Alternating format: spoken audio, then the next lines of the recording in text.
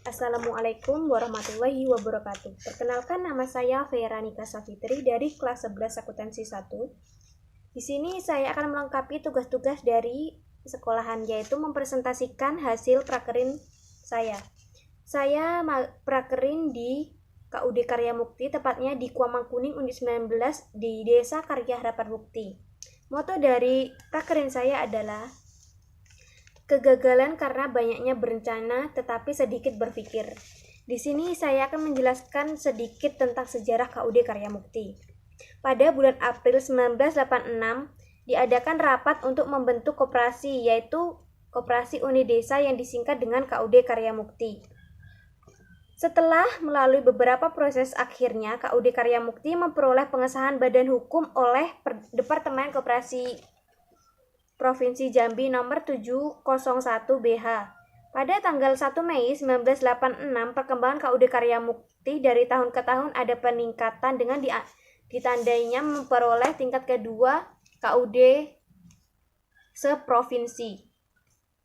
Untuk daerah transmigrasi tahun 1987 yang diberikan oleh Menteri Koperasi Republik Indonesia, yaitu Bapak Martono. Dari waktu ke waktu terjadi pasang surut perkembangan koperasi unit desa di KUD Karya Mukti.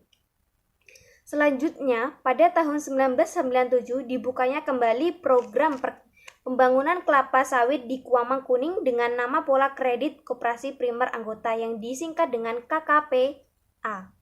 Yang kebetulan secara aklamis KUD Karya Mukti ditunjukkan oleh 13 KUD yang berada di wilayah Kuamangkuning untuk melakukan perjanjian dengan Bank Universal dan berganti nama dengan Bank Permata dan perusahaan PT Astra Agro Lestari yang disingkat dengan PT AAL Jakarta melalui anak perusahaan PT Saltiga seluas 4.345 kapling. Selanjutnya, pada tahun 2019, hutang kepada Bank Permata selesai. Maka berdasarkan perjanjian, maka KUD Karya Mukti berhak mendapatkan fee manajemen dari Bank Permata. Dana tersebut oleh pengurus periode 2010 sampai 2012 sampai sekarang dimanfaatkan untuk modal pengembangan KUD Karya Mukti dan pengembangan KUD di wilayah Karya Harapan Mukti sampai saat ini. Puncak dari prestasi KUD Karya Mukti pada tahun 2013 memperoleh penghargaan koperasi berprestasi tingkat nasional dari Menteri Koperasi Republik Indonesia untuk jenis koperasi konsumen diberikan langsung oleh Bapak Menteri Koperasi UMKM RI Bapak Insinyur Syaifuddin Hasan pada puncak peringatan Hari Koperasi ke-66 yang dipusatkan di Lombok, Mataram, Nusa Tenggara Barat yang dihadiri oleh Bapak Presiden Republik Indonesia yaitu Bapak Susilo Bambang Yudhoyono.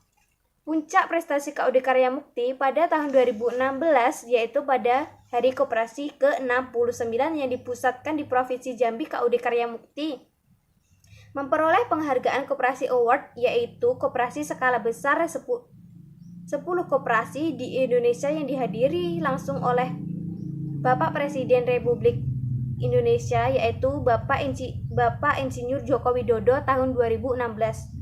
KUD Karya Mukti memperoleh penghargaan sebagai Koperasi Award, yaitu koperasi peringkat 10 besar koperasi di Indonesia untuk tahun itu. Yang puncak acaranya diselenggarakan di Provinsi Jambi, diserahkan oleh Bapak Menteri Koperasi dan UMKM Republik Indonesia Bapak AAG Puspoyadi di hadapan Bapak Presiden Republik Indonesia yaitu Bapak Joko Widodo pada puncak koperasi ke-69. Prestasi KUD Karya Mukti satu-satunya di Indonesia yang memperoleh sertifikat ISPO atau Indonesia Sustainable Palm Oil untuk kebun swadaya yang diberikan oleh Dirjen Perkebunan dan Pertanian Bapak Bambang di JCC yaitu Jakarta Convention Center pada tanggal 11 April 2017. Yang terakhir, KUD Karya Mukti menerima Satya Lancana nama Rencana Bakti Koperasi tahun 2017 diserahkan oleh Bapak Menteri Koperasi Republik Indonesia Bapak AAG Puspoyadi, serahkan pada puncak Hari Koperasi ke-70 yang dipusatkan di Makassar, Sulawesi Selatan pada tanggal 12 Juli 2017. Di sini saya akan menjelaskan tentang pengelolaan dan pembukaan unit ATK karena saya mengambil laporan magang berhubungan dengan unit ATK, yaitu pengelolaan unit ATK, yaitu alat tulis kantor. Unit ATK adalah unit yang menjual berbagai macam barang atau alat tulis dari sekolah dasar sampai ke peralatan kantor, dan jasa kopi dan jasa fotokopi, cetak undangan, dan lain sebagainya. Produk dari unit ATK yaitu 1. Alat tulis kantor berupa buku, map, dan lain-lain.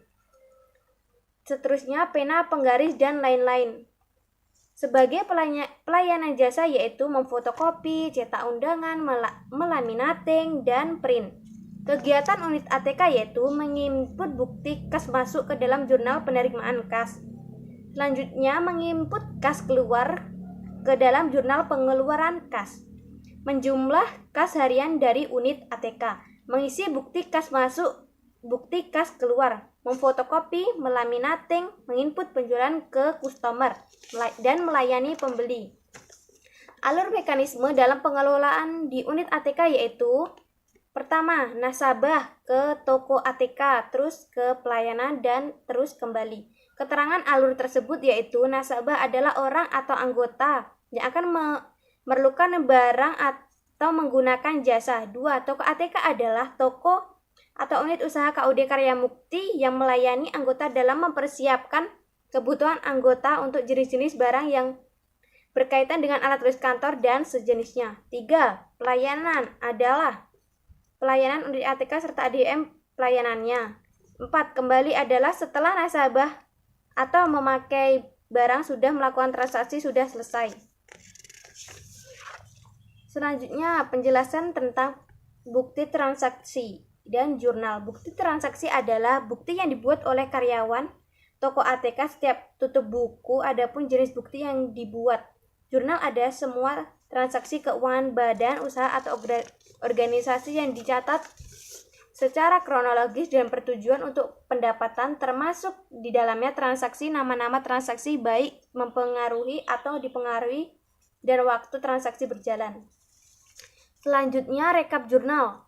Rekap jurnal adalah jumlah dari semua saldo akun pada jurnal selama satu periodik. Selanjutnya juga buku besar adalah buku utama pencatatan transaksi keuangan yang konsolidasikan masuk dari semua jurnal akuntansi dan merupakan pengelolaan rekening sejenisnya. Yang terakhir, laporan keuangan adalah catatan informasi keuangan suatu perusahaan pada suatu periode akuntansi yang dapat digunakan untuk menggambarkan kinerja perusahaan tersebut. Baiklah, selanjutnya pengalaman saya pada waktu magang, yaitu kita bisa mendapatkan pengalaman yang baru dan kita bisa merasakan bagaimana menuju ke dunia usaha. Dan sedikit cerita, di sana tempatnya bersih, karyawannya ramah, dan di sana sangat menyenangkan karena bisa berinteraksi langsung ke dunia usaha. Yang kita dapat di sana adalah kita bisa mengetahui bagaimana cara kerja di sana dan tata tertib yang harus dijalankan dan tidak boleh dilanggar. Di sana dapat mempelajari semua hal-hal yang berhubungan dengan akuntansi, seperti mengarsip jurnal kas keluar, jurnal kas pengeluaran, dan seterusnya. Kita bisa dapat melayani pembelian di unit minimarket, ATK, dan lain sebagainya. Di sana karyawannya ramah-ramah, dan di sana waktu bekerja jam 7 pagi sampai jam 12. Jam 12 itu istirahat. Setelah selesai istirahat jam 2 berangkat lagi ke tempat magang. Di sana jam kerjanya dari hari Senin sampai hari Sabtu. kita magang di sana pada hari Sabtu. Kita pergi ke kebun, membersihkan kebun, selanjutnya memeriksa